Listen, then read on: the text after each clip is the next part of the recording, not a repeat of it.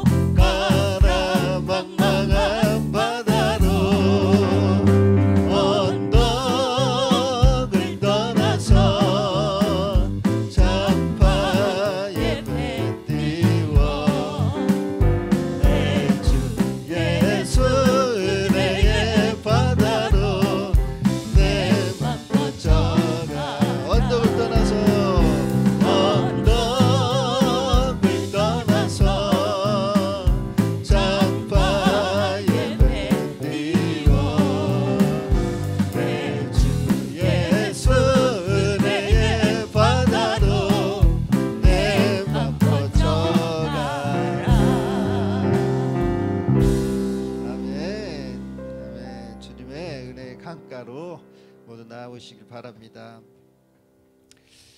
오늘 침례식이 있어서 우리가 지금 이렇게 조금 일찍 예배를 드리고 있는데요. 침례식 하면서 어떤 찬양을 하면 좋을까 생각을 하다가 이 찬양을 하면 좋겠다, 이런 마음으로 우리가 침례식을 하면 좋겠다라는 마음이어서 이 찬양을 같이 하려고 합니다. 내가 주인 삼은 모든 것 내려놓고 내 주신 주 앞에 나가 내가 사랑했던 모든 것 내려놓고 주님만 사랑하는 고백에 침례식이 되었으면 하는 마음으로 같이 찬양하려고 합니다.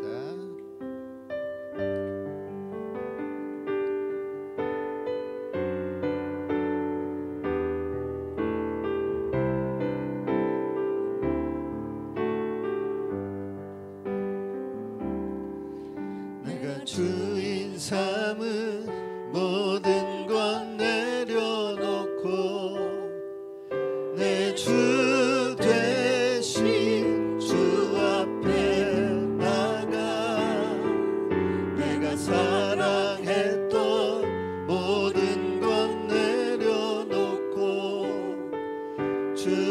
주님만 사랑해. 다시 한번. 내가 주인 삼은 모든 것 내려놓고 내 주 대신 주 앞에 나가 내가 사랑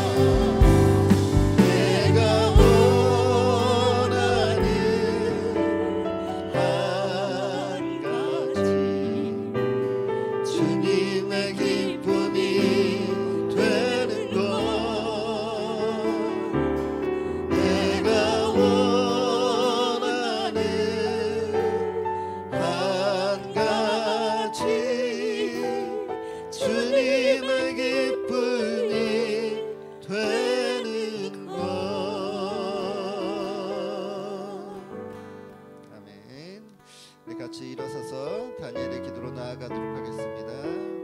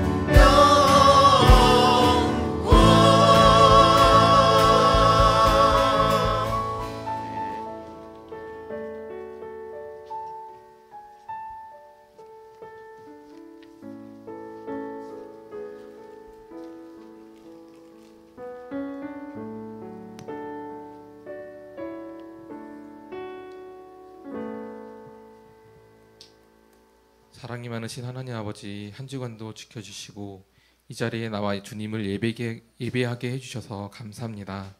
주님, 먼저 저희가 한 주간 알고 지은 죄, 모르고 지은 죄가 많이 있습니다. 이 시간 주님 앞에 저희의 죄를 고백하오니 주님 용서하여 주옵소서. 저희 호산나 교회와 성도님들을 위해 기도합니다.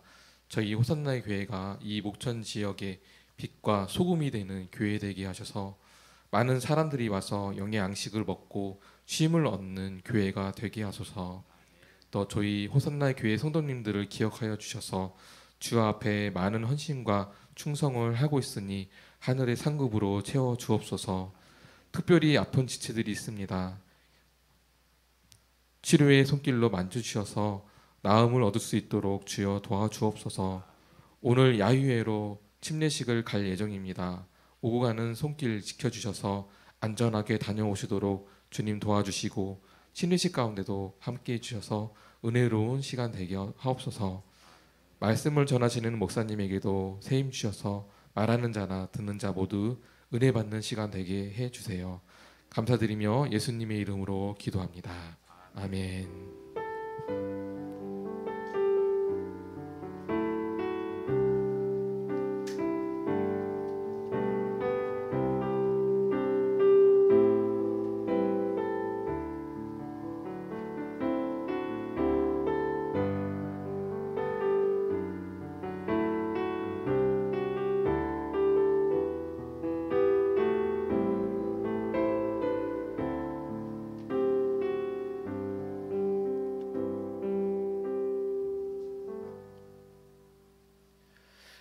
다 함께 우리 교동문 69번입니다.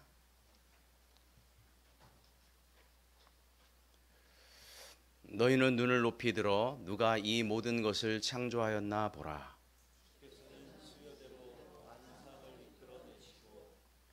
그들의 모든 이름을 부르시나니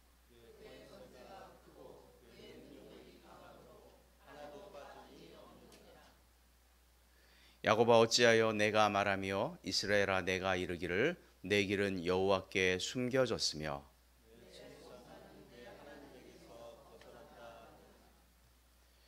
너는 알지 못하였느냐 듣지 못하였느냐 영원하신 하나님 여호와 땅끝까지 창조하신 이는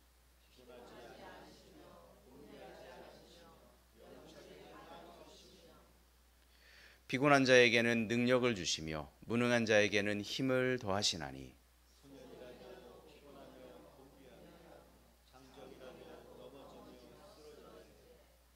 오직 여호와를 앙망하는 자는 새 힘을 얻으리니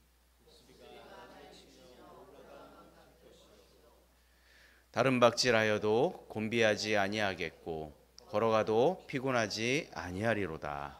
아멘. 다 함께 찬송가 405장입니다.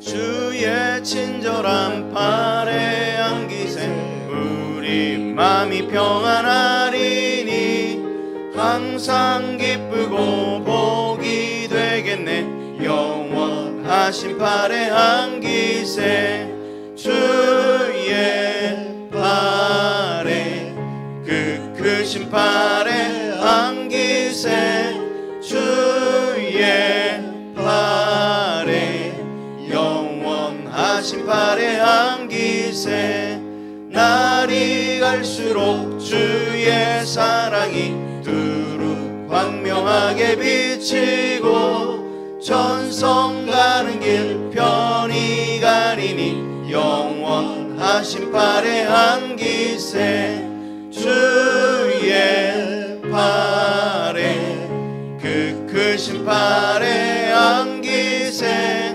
주의 팔에 영원하신 팔에 안기세 주의 보좌로 나아갈 때에 기뻐 찬미소리 외치고 겁과 두려움 없어지리니 영원하신 팔에 안기세 주의 팔에 그 크신 팔에 안기세 주의 팔에 영원하신 팔에 안기세. 아멘. 우리 교회를 찾아주신 모든 분들을 축복하고 환영합니다. 우리 옆 사람과 한번 인사하겠습니다. 샬롬. 주님의 평안이 임하기를 소망합니다. 아름다운 생각이 아름다운 말을 만들고 아름다운 말이 믿음의 행동을 통하여 우리를 행복한 사람으로 살아가도록 합니다. 여러분들 아름다운 말과 생각 가지시고 믿음으로 살아가길 주의 이름으로 축복합니다. 오늘 침례식과 야유회가 있습니다. 우리가 예배 마치는 대로 밖에 아마 10시쯤 차가 올 건데요. 버스 타고 전체적으로 이동해서 갈 생각입니다. 장소는 대둔산 운주 계곡입니다. 4년 전에 저희가 보니까 다녀왔는데 뭐 괜찮을 것 같습니다. 이제 좀 가는 시간이 조금 길기는 하지만 그래도 또 가서 기쁘게 우리가 함께 했으면 좋겠고, 또 오늘 또 예배를 시간을 변경하다 보니 또 이 자리에 예배에 참석하지 못한 교우들 가운데, 온라인으로 예배 드리고 있는 교우들 가운데도 하나님의 은혜가 임하기를 소망합니다. 개인 예비는 10,000원이고 후원하여 주시면 감사하겠습니다. 우리 청년 학생 수련회가 있습니다. 8월 14일 월요일, 15일 화요일 이렇게 양일간 있습니다. 위에서 기도해 주시기 바라고요. 우리 전도하는 시간이 있습니다. 8월 17일 목요일입니다. 목요일 오전 10시, 8월 31일 목요일 오전 10시 이렇게 전도가 진행될 것입니다. 지방에 이제 연합 부흥회가 있는데요. 해마다 이제 한 차례씩 연합 부흥회를 하게 되는데 8월 31일입니다. 8월 31일부터 9월 1일까지 수목금 이렇게 3일간 진행이 됩니다. 그래서 수요일 날 예배 드리는 시간은 이제 교회에서는 따로 드리진 않을 예정이고요. 연합 부흥회에 참석하는 것으로 함께 할 생각입니다. 우리 시간이 허락되시는 분들은 함께 모여서 가면 좋을 것 같습니다. 주일 온라인 예배는 유튜브에서 천안 호산나교회 검색하셔서 드릴 수 있습니다. 이 시간엔 최선의 잠에 나와서 하나님 말씀 봉독하도록 하겠습니다.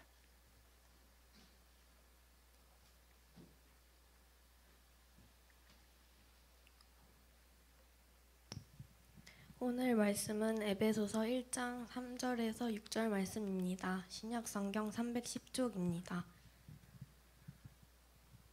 찬송하리로다. 하나님 곧 우리 주 예수 그리스도의 아버지께서 그리스도 안에서 하늘에 속한 모든 신령한 복을 우리에게 주시되, 곧 창세 전에 그리스도 안에서 우리를 택하사 우리로 사랑 안에서 그 앞에 거룩하고 흠이 없게 하시려고 그 기쁘신 뜻대로 우리를 애정하사 예수 그리스도를 말미암아 자기의 아들들이 되게 하셨으니, 이는 그가 사랑하시는 자 안에서 우리에게 거저 주시는 바 그의 은혜의 영광을 찬송하게 하려는 것이라.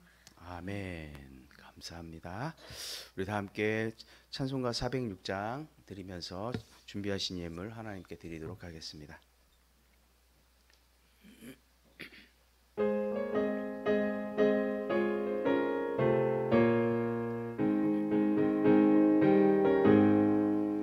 고난 내 영혼 편히 쉴 곳과 풍랑이 일어도 안전한 포구, 폭풍까지도 다스리시는 주의 영원한 파르지에 주의 영원한 신발 함께 하사 항상 나를 붙드시니 어느 곳에 가든지 요동하지 않음은 주의 팔을 의지함이라. 세상 친구들 나를 버려도 예수는 함께 동행함으로 주의 은혜가 충만하리니 주의 영원한 팔 의지해 주의 영원한 신발 함께 하사 항상 나를 붙드시니 어느 곳에 가든지 요동하지 않음은 주의 팔을 의지함이라.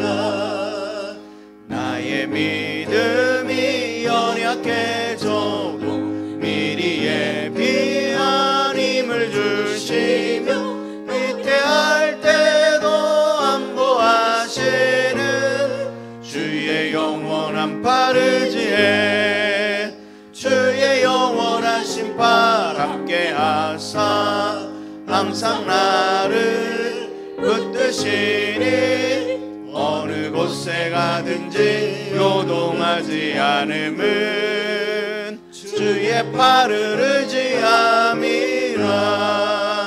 능치 못한 것 주께 없으니 나의 일생을 주께 맡기며 저의 모든 짐 대신 지시는 주의 영원한 팔 의지에 주의 영원한 신발 함께 하사 항상 나를 붙드시니 어느 곳에 가든지 요동하지 않음은 주의 팔을 의지함이라.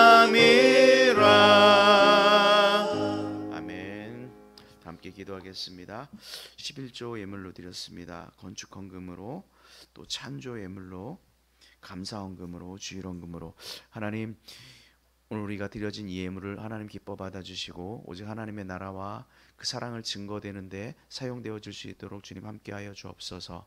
드린 손길들을 주님 기억하여 주시고 하늘의 신령한 복으로 주님께서 채워주시며 이 땅을 살아갈 때 물질로 인하여 궁핍치 아니하도록 하나님께서 한없는 은혜로 인도하여 주옵소서. 감사를 드리며 예수님의 이름으로 기도 올리옵나이다. 아멘. 우리 지난 주간에 할렐루야 찬송함이 마땅하도다라고 하는 말씀으로 우리가 은혜를 나눴습니다. 하나님께서 어떤 분인지 발견하고 경험하면 우리가 할렐루야 하나님을 찬송하지 않을 수 없다라고 하는 말씀이었습니다.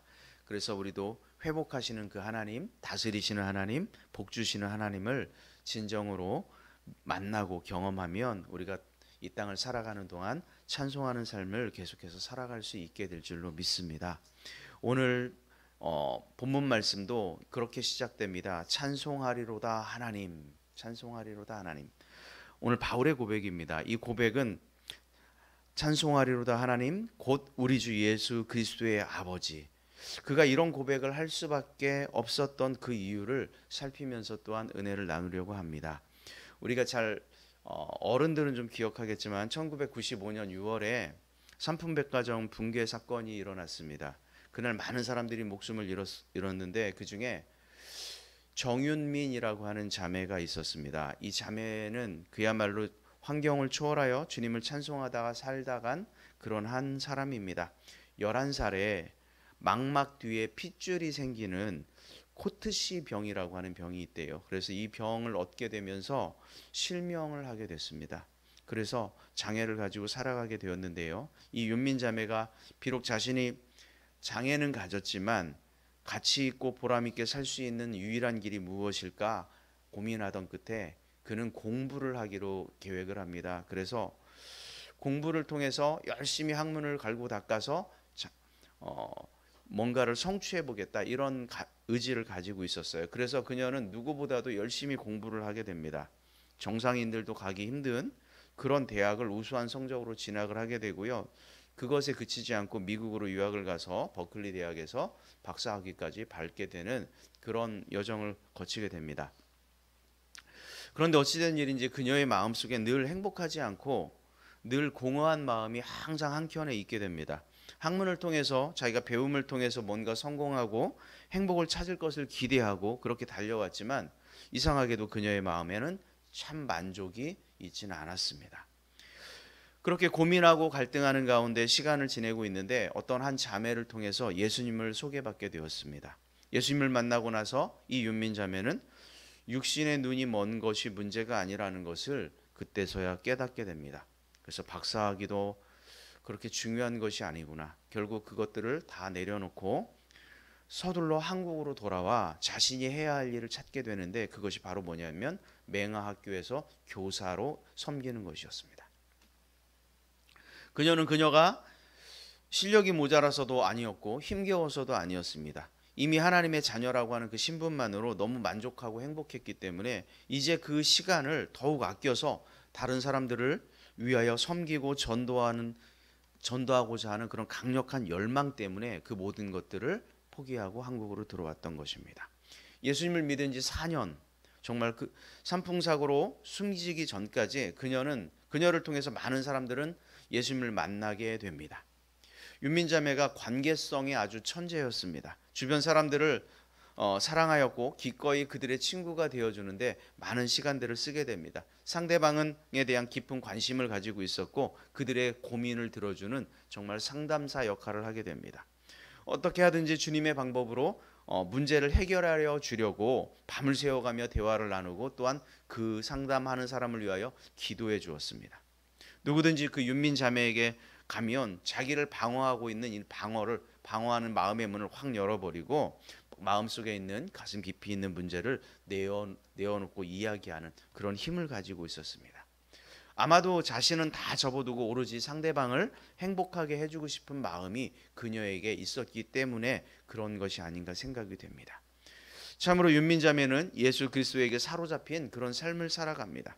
비록 실명을 하였고 앞이 보이지 않지만 자기가 처한 환경을 초월하고 글자 그대로 찬송하리로다 하나님, 이렇게 외치며 살아갔던 그리스도인의 본보기로 살아갑니다. 오늘 읽었던 본문 말씀 에베소서입니다. 에베소서의 저자가 여러분 누군지 아십니까? 사도 바울입니다. 사도 바울 또한 그런 인생을 살았습니다.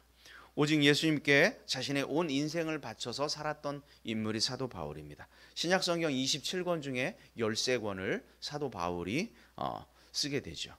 그러나 그가 처음부터 예수님을 찬송하는, 예수님께 사로잡힌 그런 인생을 살지는 않았습니다. 바울이 예수님을 만나기 전에는 그는 오히려 예수님을 핍박하는 그런 삶을 살게 됩니다. 그는 베냐민 지파였고 히브리인 중에 히브리인이었고 율법으로는 바리새인이었고 율법에 의로서 하나도 흠이 없는 자다라고 하는 평가를 받는 그런 인물이었습니다. 당대 최고의 석학이었던 가말리엘이라고 하는 그 문화에서 교육을 받았고 심지어 당대 최고의 지배권을 가지고 있는 로마의 시민권을 가지고 있는 그런 사람이었습니다. 요즘 말로 말하면 배경 좋고 부모 잘 만나서 교육 잘 받고 잘 먹고 잘 살고 남부러울 것 없는 정말 출세하고 성공한 금수저의 삶을 살아가는 사람이었습니다. 그때까지만 해도 그는 예수님을 제대로 만나지 못하였습니다. 그런데 그가 예수님을 만나고 그의 삶이 완전히 변하게 됩니다. 예수님 외에는 모든 것을 해로 여기는 인생을 살아가게 됩니다. 심지어 빌립보서 3장에 보면 이런 말씀이 있습니다. 예수 그리스도의 복음을 위하여 모든 것을 잃어버리고 모든 것을 배설물로 여긴다. 바울의 고백입니다. 세상을 만나니까, 예수님을 만나니까 세상을 대하는 그의 눈이 바뀌었습니다. 세계관이 달라졌고 가치관이 달라졌습니다. 어떻게 그는 이런 변화된 삶을 살 수 있었을까요? 오늘 본문 첫 시작을 보면 그의 고백을 들을 수 있습니다. 에베소서 1장 3절 말씀을 우리 다 같이 함께 읽어보겠습니다.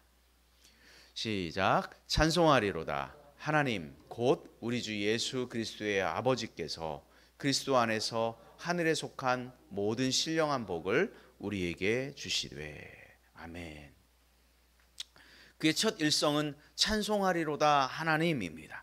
여러분, 찬송을 여러분들은 다 아시죠? 알고 하는데 어떤 때 찬송이 그렇게 잘 나오던가요?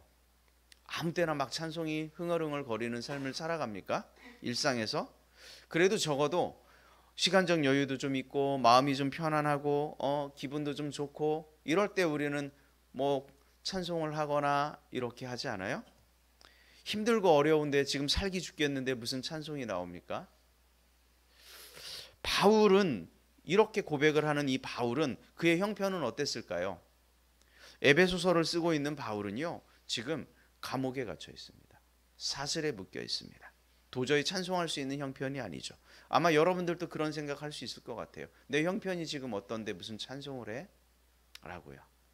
근데 바울만큼 심한 환경입니까? 여러분들 감옥에 갇혀 있습니까? 제가 보기엔 다 자유롭게 예배드리고 있고요. 원하는 곳 마음대로 갈 수 있습니다. 지금 바울은 누구를 걱정하고 뭐 찬송할 형편이 아니죠. 그러나 놀랍게도 바울은 지금 신이 나 있습니다.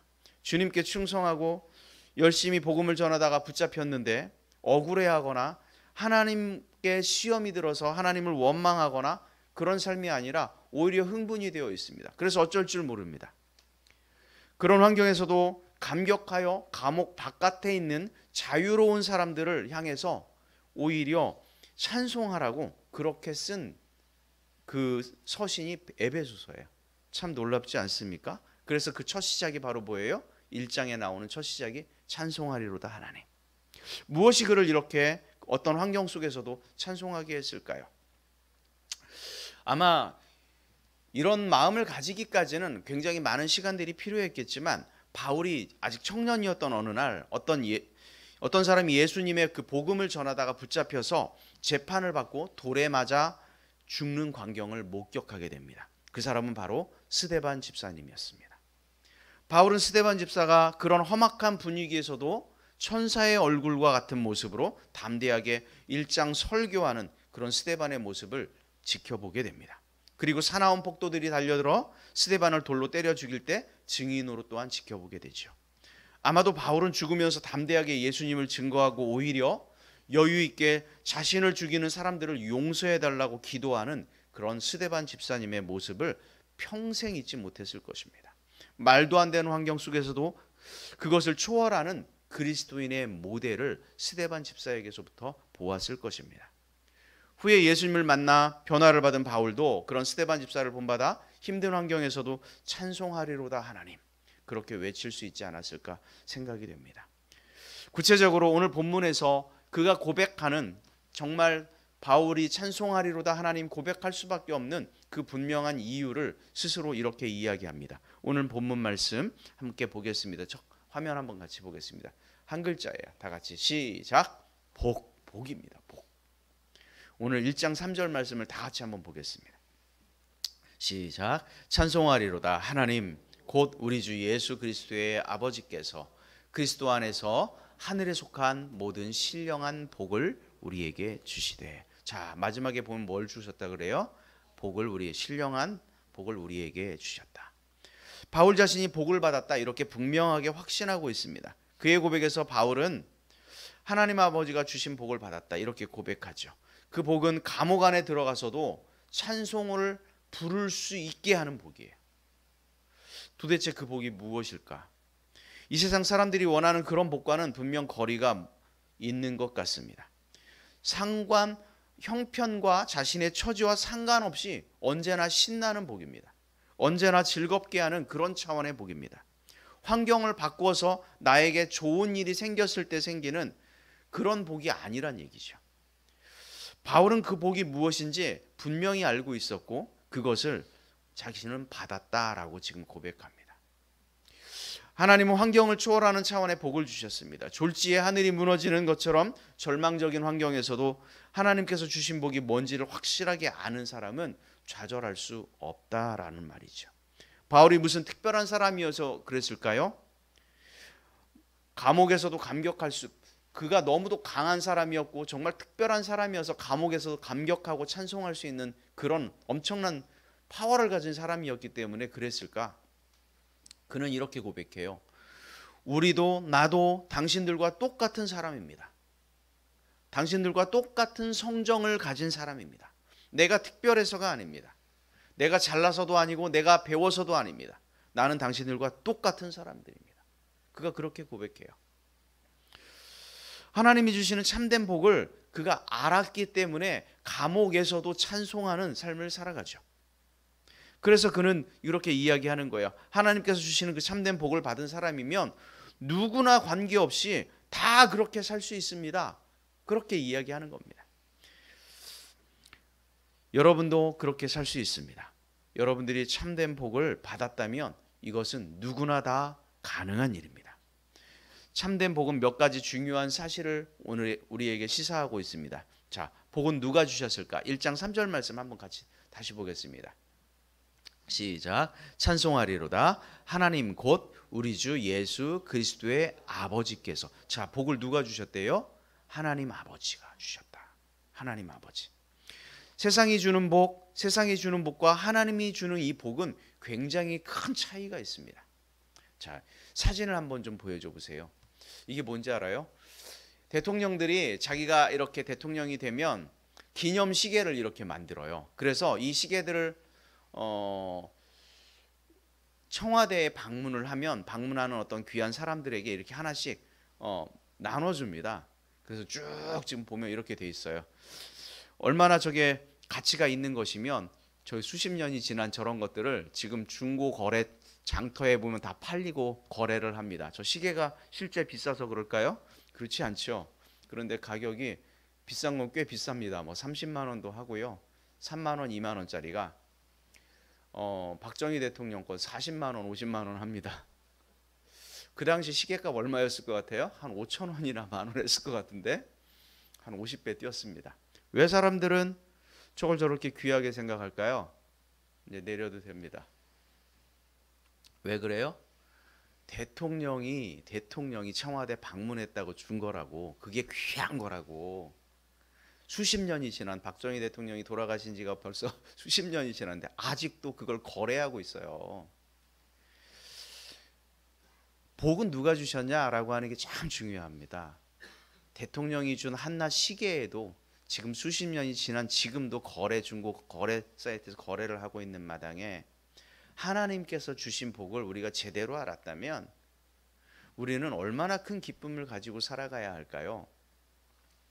하나님께서 복을 주셨다라고 하는 이 사실 정말 중요한 것입니다. 두 번째, 그 복은 어디에서 주셨을까? 다시 한번 1장 3절 말씀 같이 보겠습니다. 시작. 찬송하리로다. 하나님 곧 우리 주 예수 그리스도의 아버지께서 어디에서? 그리스도 안에서 주어지는 복이에요. 이 복은요, 세상에서 주어지는 복이 아니다. 그리고 그 다음에 어디에 속한 복이에요? 하늘에 속한 복이다. 하늘에 속한 복. 그 복은 어떤 차원입니까? 신령한 복의 차원을 가지고 있다라고 하는 거예요. 자, 이것을 모두 생각해 보면 얼마나 참 놀라운 일인지 모르겠습니다. 이런 구체적인 것들은 오늘 말씀을 다 나누지는 않겠습니다. 바울은 이런 복에 대해서 자신에게 임하였다. 나는 그 복에 대해서 확신하고 있다. 이것을 너무도 잘 알고 있었어요. 이 엄청난 복이 그런데 여러분 각자에게도 이미 임했다라고 하는 사실입니다. 복을 주시되라고 하는 말이 1장 3절 말씀에 있었잖아요. 마지막에, 그죠? 복을 주시되라고 하는 이 말의 원문을 보면 이렇습니다. 현재 완료형이에요. 시제가 현재 완료형. 복을 과거에 주셨고 그 결과가 계속해서 현재에도 나에게 임하고 있다. 이런 말입니다. 과거에 바울에게만 주어진 복이 아니다. 이런 얘기예요. 예수 그리스도를 나의 구주와 주님으로 영접하고 받아들이고 믿음으로 고백하는 순간 그 엄청난 복이 나의 것이 되었고 계속해서 나의 복으로 그 복이 나의 것으로 임하고 있다라고 하는 이런 사실입니다. 사랑하는 여러분, 예수님을 진정 여러분의 구주와 주인으로 받아들이고 예수님의 뜻에 따라 순종하며 살아가고 있다면 여러분들은 바울이 확신하고 있던 그 복을 여러분들도 동일하게 받고 있다는 이 사실을 기억하시길 축복합니다. 그러므로 우리는 이 복을 바울은 누렸잖아요. 우리도 누려야 됩니다. 그래서 우리도 찬송하리로다 하나님 이렇게 고백하는 삶을 살아가기를 주의 이름으로 축원합니다. 그런데 바울은 그렇게 감옥 속에서도 그 복을 누리며 살아갔는데 과연 우리는 그런 삶을 살고 있는가? 우리가 생각해 봐야 됩니다. 저에게는 노트북이 하나 있습니다. 여러분들도 집에 성능 좋은 컴퓨터 하나 정도는 있겠죠. 노트북을 하나 사면 그 안에 뭔 프로그램이 그렇게 많은지 저는 들어보지도 못한 프로그램들이 막 들어 있습니다. 살 때부터 그렇게 많은 걸 줘요. 정말 좋은 프로그램들이죠. 노트북을 사는 순간 그 노트북은 제 것이 되었고요. 그 안에 담겨져 있는 프로그램도 다 제 것입니다. 그렇죠. 그런데 저는 귀찮고 게을러서 노트북을 살 때 따라온 많은 좋은 프로그램들의 안내서를 읽지 않습니다. 그래서 그 좋은 프로그램들을 다 깔고 있지만 그 프로그램을 어떻게 쓰는지 잘 모릅니다. 기껏해야 쓰는 게 한글 끼워가지고 워드나 좀 치고 인터넷 자료나 좀 뽑고 가끔 유튜브나 보고 이게 다예요. 그렇게 비싼 노트북을 쓰고도 그 안에 있는 정말 엄청나게 많이 깔려있는 프로그램은 하나도 못 써요. 어떻게 보면 제 컴퓨터에 좋은 프로그램들을 가지고 1000분의 1이나 쓸까 10,000분의 1도 제대로 사용하지 못하고 있는 거죠. 컴퓨터는 제 것이지만 컴퓨터가 얼마나 많은 엄청난 일을 해내는지 별로 경험해보지 못한 거예요. 여러분들은 어떻습니까? 저는 그렇습니다. 많은 그리스도인들이 그런 것 같습니다. 많은 그리스도인들이 입으로 시인하여 믿고 영접하고 구원받았고 하나님께서 하늘의 신령한 복을 주셨는데 그 복에 대해서 제대로 안내를 받지 않습니다. 사용 안내서를 읽지 않아요. 그것 때문에 그렇게 많은 복에 대해서 내가 어떻게 사용해야 하는지 몰라요. 기껏해야 한글 워드만 써요. 기껏해야 유튜브나 보고 즐거워합니다. 엄청나게 많은 프로그램을 가지고 있는데 왜 그럴까요? 에버랜드 여러분 가보셨습니까? 에버랜드에 가면 요즘도 그런지는 모르겠습니다만 저도 예전에 가보니까 자유이용권이라고 하는 게 있습니다. 그게 뭔지 아시죠? 그 안에 정말 엄청나게 많은 놀이기구가 있고요. 볼 것이 그렇게 많고 그 모든 것들을 다 이용할 수 있는 그 티켓이에요. 그죠? 저는 그것을 끊고 들어가서 의자에 앉아서 지나다니는 사람만 구경하다 나왔습니다. 얼마나 한심해요. 너무 멍청하죠. 그리스도인들이 그렇게 살아가는 사람이 많더라는 거예요. 자유이용권 끊고 재밌는 거 타고 신나는 것도 타고. 근데 길거리에 앉아가지고 벤치 지나다니는 사람들 보면서 자, 저 사람들 진짜 좋겠다, 재밌겠다, 얼마나 신나면 저렇게 환호성을 지를까, 저 꽃은 왜 이렇게 아름다워, 이러고 나오는 거예요. 그 안에 재미있고 신기한 것들을 경험하지 못하는 거죠. 자유이용권이 모든 것을 즐길 수 있는 권리가 다 포함되어 있다는 이 사실을 안내받지 못했을 수도 있습니다.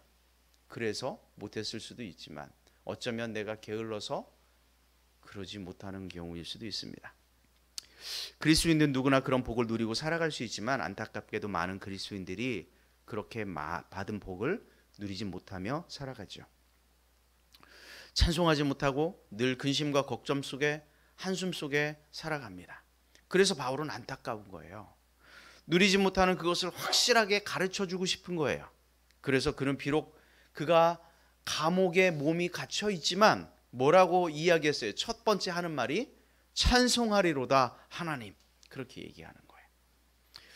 그리스도인들의 이 복된 권리를, 그 자유이용권을 제발 좀 당신들도 썼으면 좋겠다, 그런 마음으로.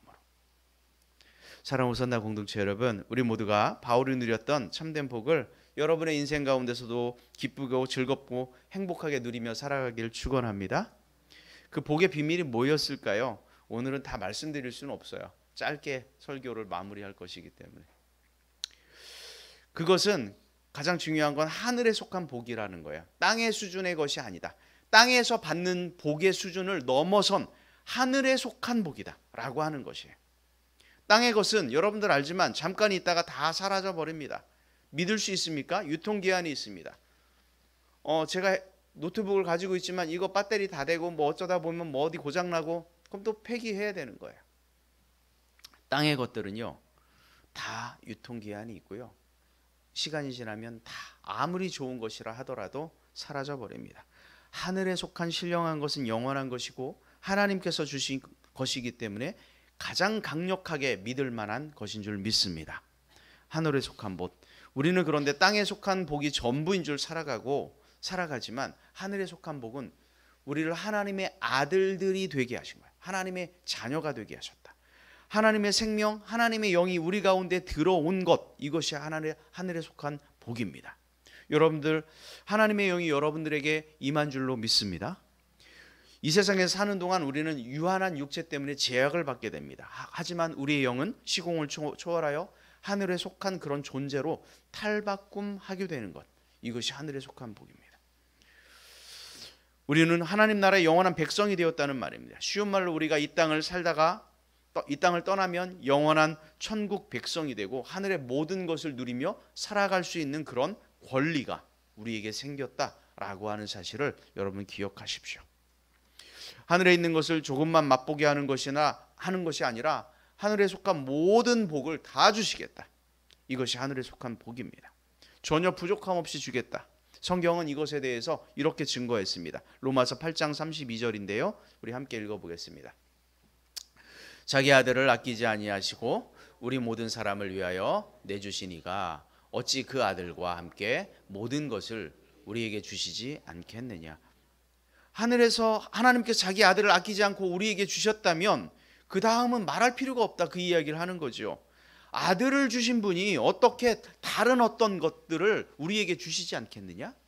그 다른 어떤 것은 무엇이겠습니까? 하늘에 속한 그 모든 복을 우리에게 주시지 않겠느냐?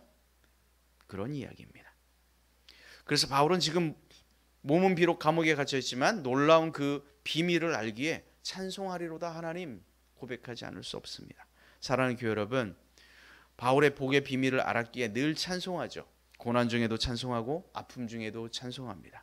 일이 잘 풀리지 않을 때에도 그는 찬송합니다. 심지어 매를 맞아도 찬송하고 감옥에 갇혀도 찬송합니다. 왜 이렇게 할 수 있습니까? 참된 복의 비밀을 그는 알았거든요. 이 하늘의 신령한 복의 비밀을 알았기 때문에. 여러분들도 그런 하늘의 신령한 복을 이미 받았고 이제 알아가기를 주의 이름으로 축원합니다. 그래서 정말 누리며 살아가기를 주님의 이름으로 축원합니다. 한 가지만 말씀드리고 설교를 마치려고 합니다. 세상의 모든 것은 저마다 값어치가 있습니다. 값어치. 100원을 주고 사면 그 물건값은 얼마짜리입니까? 100원짜리죠. 100원짜리. 10,000원을 주고 사면 10,000원짜리예요. 그 물건은. 10만 원을 주고 사면 10만 원짜리예요. 그렇죠? 자, 여러분들은 그러면 이렇게 한번 죄송하지만 여러분들은 그럼 얼마짜리일까요? 여러분들은 한번 생각해 봤습니까? 나는 도대체 얼마짜리나 되는 인생일까? 생각해 보셨어요? 한 1억쯤 되나요? 한 10억쯤 되나요? 100억? 뭐 1,000억? 여러분 얼마 정도의 인생일까요? 구원받은 그리스도인이라면 여러분들의 인생의 값은 예수님짜리입니다. 예수님짜리. 예수님께서 여러분들을 위하여서 당신의 생명을 주고 피값으로 여러분들을 사신 거예요. 그럼 여러분들의 가치는 얼마입니까? 예수님짜리만큼의 값을 나는 가지고 있는 거예요. 우리는 시시한 존재가 아닙니다. 다시 말하면 예수님의 생명과 맞바꾼 엄청난 값어치를 가진 존재들이 바로 여러분들이에요. 예수님을 나의 구주와 주님으로 받아들이고 믿으시면 여러분들은 분명 예수님짜리입니다. 우리 옆 사람과 한번 인사 한번 할까요? 당신은 예수님짜리입니다. 옆 사람에게. 네. 근데 너무 하찮게 보시면서 이야기하신 거 아니에요? 당신은 예수님짜리입니다. 그렇게 귀한 분이에요. 우리는 시시한 존재가 아닙니다.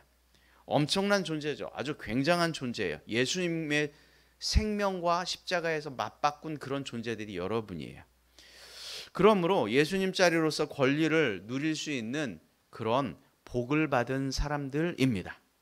우리가 예수님짜리이기에 예수 그리스도 안에서 우리에게 주어진 것이 있는데 그것이 바로 뭐냐면 하늘의 신령한 복입니다. 우리는 하나님 아버지로부터 그 복 보따리를 받은 그런 존재들이죠. 그 복은 하늘에 속한 신령한 복인데 이미 이런 복이 여러분들 모두에게 주어져 있습니다. 하나님께서 자신의 것 전부가 담긴 복 보따리를 우리에게 안기신 것입니다. 그런데 많은 그리스도인들이 그것을 알지 못하고 어쩌면 모르고 살아가지요. 자유이용권을 가지고 사용하지 못하는 사람과 동일하게 말입니다. 그러므로 우리가 평생 해야 할 것은 그 복 보따리를 열어서 그 안에 담겨져 있는 온갖 좋은 복들이 무엇인지 보고 살피고 맛보고 경험하고 여러분들 이렇게 살아가길 축원합니다. 그러면 늘 찬송하리로다 하나님 이렇게 살 수 있는 거예요. 하늘에 속한 모든 복을 소유했으면서도 아직도 세상에 속한 배설물을 찾아다니는 그런 인생은 아닌지 모르겠습니다. 사도 바울이 그런 고백했잖아요. 자기는 예수 그리스도를 알고 모든 것들을 배설물로 여긴다. 우리말로 좀 적나라하게 얘기하면 뭡니까? 자기가 가졌던 모든 것들 다 뭐로 여긴다? 똥으로 여긴다. 이런 얘기거든요. 그 사람 그렇게 똥으로 여길 만큼 그 사람 가지지 않았어요. 엄청나게 잘 가졌어요. 앞서 설명한 것처럼 정말 금수저였어요. 배울 만큼 배웠고요. 가질 만큼 가졌고 로마 시민권 가지고 있었고요. 어디 가도 세상 말로 하면 꿀리지 않는 사람이었어요. 근데 그가 가졌던 모든 것들을 뭘로 여겼다고요? 똥으로 여겼대요. 근데 참 아이러니한 건 뭐냐면요. 우리가 그리스도인임에도 복을 받았음에도 불구하고 복을 누리기보다는 그 똥을 찾아서 얼마나 열심히 일을 하는지 몰라요. 너무도 아이러니한 생활이죠. 진짜를 찾으면 그게 똥으로 보이죠. 진짜를 찾으면. 진짜를 못 찾으면 똥이 보물처럼 보이는 거고요. 그거예요. 바울이 그걸 알았던 거예요. 그걸 알았죠. 사랑하는 교회 여러분, 바울이 찬송하리로다 감옥에서도 고백할 수 있었던 그 복을 여러분들도 함께 누리길 주의 이름으로 축원합니다. 우리가 예수님 자리 인생이 되었다라고 하는 이 사실, 그래서 세상을 살아갈 때 시시하게 살아가지 않고 정말 예수님 자리다운 그런 인생으로 감사하며 찬송하며 살아가는 우리 모두가 되길 주의 이름으로 축원합니다. 다음 시간에 그래서 하늘의 그 신령한 복, 바울이 누렸던 그 복에 대해서 조금 더 구체적으로 나눠 보려고 합니다. 오늘은 서론입니다. 함께 자리에 일어나셔서 우리 찬송하고 예배를 폐하도록 하겠습니다. 하나님의 약속.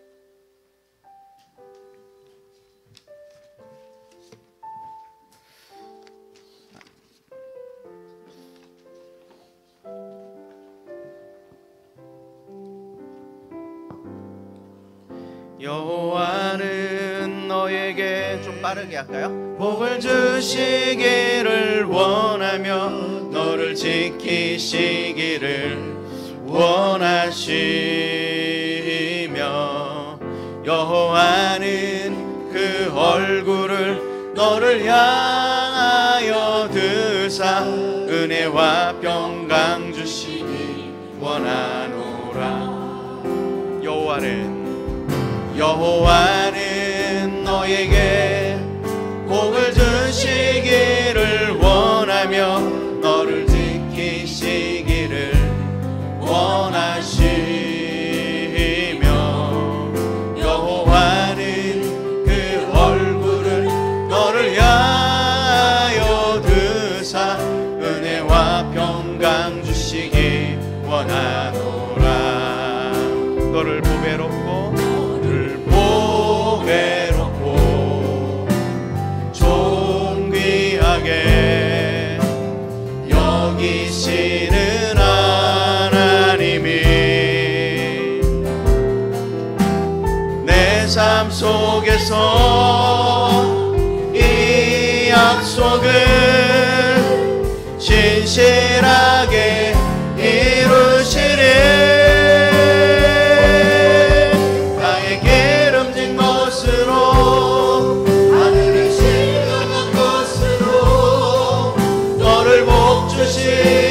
지키실 하나님이 너의 영혼 잘 되도록 은혜 베푸시며 평강으로 인도하시리. 여호와는 너에게 복을 주시기를 원하며 너를 지키시기를 원하시며 여호와는 그 얼굴을 너를 향하여 드사 은혜와 평강 주시기 원하노라. 우리 옆 사람을 축복하며 너를 보배롭고 존귀하게 여기신 하나님이 당신의 삶 속에서 하나님이 내 삶 속에서 이 약속을 신실하게 이루시리. 땅에 기름진 것 하늘에 신령한 것으로 나에게 할까요? 나를 복주시고 지키실 하나님이 나의 영혼 잘 되도록 은혜 베푸시며 평강으로 인도하시리. 시간 함께 한 1분간만 기도하겠습니다. 바울이 그의 인생 가운데 정말 감옥 속에 있을지라도 매를 맞아도 온갖 어려움을 당해도 그는 찬송하리로다 하나님을 고백합니다. 그가 그렇게 할 수 있었던 이유는 정말 복 주시는 그 하나님을 경험하였기 때문입니다. 진짜 참된 복이 무엇인지 깨달았기 때문입니다. 이 세상에서 주는 그런 세상의 복이 아니라 정말 그가 예수님의 핏값으로 산 예수님짜리 인생으로 그런 놀라운 하늘의 복을 받았음을 깨달았기 때문입니다. 그래서 그 복을 누리며 살아가죠. 어느 곳에 있든지 환경을 초월하여 그 복을 누리며 살아갑니다. 우리 또한 그런 복을 누리며 이 땅 가운데 진정한 진정 행복자로 살아갈 수 있는 그런 삶을 살아가게 해달라고 한 1분간만 함께 기도합니다. 함께 기도하겠습니다. 오 아버지 하나님 감사합니다. 아버지 하나님, 바울의 인생을 통하여 그의 고백을 통하여 우리가 찬송하실 그 하나님, 그가 하나님을 찬송할 수밖에 없었던 그런 귀한 복음의 진리를 알았습니다. 그에게 복 주시는 그 하나님을 그가 알았습니다. 그가 예수님의 핏값으로 산 인생임을 그가 깨달았기에 그는 그런 인생을 살아갑니다. 하나님 도와주셔서 우리 또한 그런 놀라운 복을 받은 하나님의 귀한 존재들임을 깨닫고 알아서 이 땅 가운데 우리에게 허락한 그 하늘의 신령한 복을 누리며 살아가는 우리 모두가 될 수 있도록 하나님 아버지 함께하여 주시고 도와주시고 인도하여 주옵소서. 우리 인생 가운데 역사하실 그 하나님을 기뻐 찬양하는 인생, 그런 인생으로 살아갈 수 있도록 하나님 도와주시고 하나님 인도하여 주옵소서. 그런 인생으로 살아가게 하여 주옵소서. 아버지 도와주시길 간절히 소망하며 하나님 우리 모든 교우들과 함께하여 주시옵소서.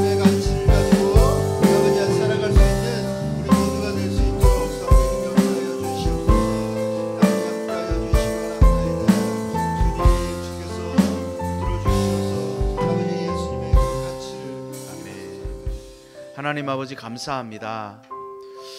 바울이 온갖 어려움과 심지어 감옥 속에서도 찬송하리로다 하나님 그렇게 고백할 수 있었던 그 이유, 그에게 신령한 복이 주어졌기 때문입니다. 그가 예수님 자리의 인생임을 알았기 때문입니다. 아버지 하나님, 우리도 그 놀라운 하늘의 신령한 복을 받은 자들로서 이 땅을 살아가면서 기쁘고 행복하며 진정한 복이 무엇인지 누리며 살아가는 우리 모든 인생들 될 수 있도록 하나님 함께하여 주옵소서. 그래야해서 우리가 이 땅을 살아가는데 환경을 초월하여 하나님을 찬송합니다. 찬송하리도다 하나님, 우리가 고백하는 모든 인생들 될 수 있도록 하나님 함께하여 주옵소서. 그 기쁨으로 살아가는 우리 모든 교우들 될 수 있도록 하나님 도와주옵소서. 감사드리며 예수님의 이름으로 기도 올리옵나이다. 아멘. 이제는 예수 그리스도의 은혜와 하나님 아버지의 놀라우신 사랑하심과 성령님의 교통하시며 내주하시며 동행하심의 역사가 우리가 예수님 자리 인생으로 살아가며 하늘의 신령한 복을 받은 자들로서 살아가며 하나님을 찬송하며 살아가기를 원하는 당신의 자녀들 머리 위에 이제로부터 영원토록 함께하기를 간절히 축원드리옵나이다. 아멘.